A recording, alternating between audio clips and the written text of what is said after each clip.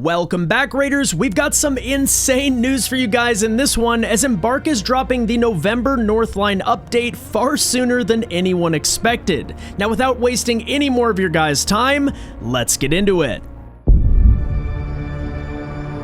Look at this. Unsprung traps, blocked tunnels. Someone went out of their way to keep whatever's in there under wraps. If we're gonna get the tunnels opened through there, we'll need a lot of raiders to pull their weight. You up for it?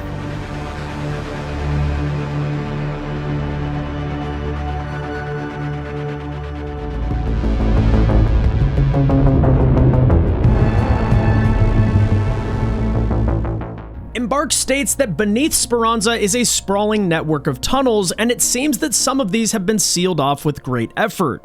On November 13th at 1:30 a.m. Pacific Time, 4:30 a.m. Eastern, the community unlock event Breaking New Ground begins. In this event, players are asked to contribute resources to the tunnel project. In Speranza, nothing comes for free, and the tunnel project is no different.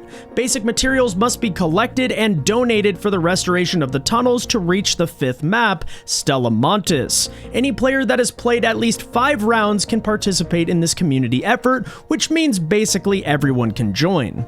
We'll need to collect and donate all 5 of the basic crafting materials, including chemicals and fabric, as well as metal, plastic, and rubber parts. Donating these materials to the Breaking New Ground event will earn you merits, a new currency that will fuel the next phase of progression. And while there is a cap on how many merits that can be earned for material donation, additional contributions will obviously help aid Speranza in reaching Stella Montis faster.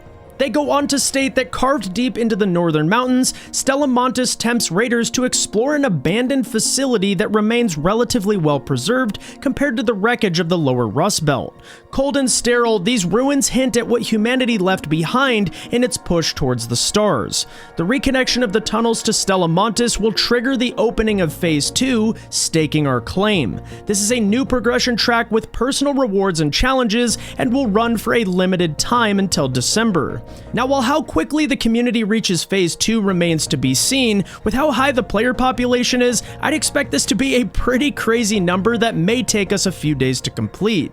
But exciting times, Raiders, exciting times.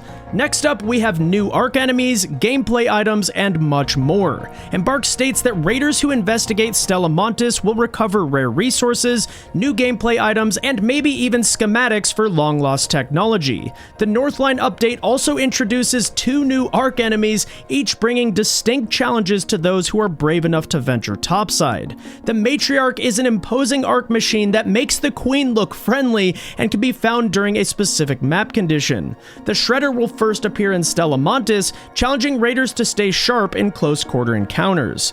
We actually predicted this in our previous news video outlining the future roadmap of Arc Raiders, and it's exciting to see these things really start to come to life. To me, it seems like the Matriarch may just be this enemy that was teased in a previous trailer, and if we use this fan-made size chart for reference, it's going to be much larger than the Queen, which lines up with Embark's comments. And if I had to guess, the Shredder will likely be an elite level enemy similar to Bastions, Bombardiers, Leapers, and Rocketeers. We'll also be receiving a brand new legendary weapon by the name of the Aphelion Rifle, 3 new types of mines to deploy in the Pulse Mine, Deadline Mine, and Gas Mine, and 2 new grenades to use in the Trailblazer and Seeker grenades. And with how unique each item in Arc Raiders already is, this will quickly expand our arsenal of tools that we have available to us topside, and the types of strategies you can use against both enemy raiders and Arc alike. Stella Montis will also unlock its own set of unique questlines once we get there, which will continue to expand the gameplay loop until the Cold Snap update launches in December.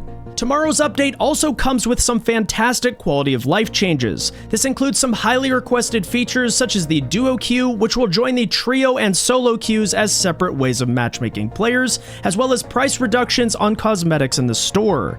Embark states that Duo matchmaking will prioritize solos and squads to play separately. After that, we prioritize duos to play with other duos, and for trios to play with trios. Please note that this is not a 100% guaranteed system, so you may at at times run into differing constellations of players other than your own. They go on to state that we have heard your feedback and we've reviewed our prices and made adjustments to lower prices where applicable. For any raider who's already made a purchase on the old pricing, we'll compensate you for the difference. These raider tokens will be refunded back into your account automatically in the coming week. And to be honest guys, I'm pretty blown away by this. Both of these updates have been made within just 2 weeks of the game's launch and are a clear indication that they're not only listening to their community, they're also thankful for the game's success and aren't going to try and nickel and dime us by bleeding the community dry with cosmetics. And it doesn't stop there. Embark goes on to note that at the moment we have one free raider deck available to all players, and in the future you'll see both free and premium raider decks. Gameplay items are only in free raider decks, and to help you along the way as a new raider, we've included some gameplay items in the free raider deck which can be unlocked via progression. There are no pay-to-win items in the premium raider decks. The focus on premium decks are based on cosmetics and convenience. I love the transparency here ahead of time, and the fact that the paid pass is strictly cosmetic is a massive W in my opinion. And that's it! Everything you need to know about the Northline update and beyond in Ark Raiders. If you enjoyed today's video, be sure to smash the thumbs up as it lets us know you'd like to see more news update videos like this in the future. And be sure to swing on by the live stream as we progress through the community event over at twitch.tv/above. Anyways, that's it from me. Thank you all so much for watching, and I'll catch you topside.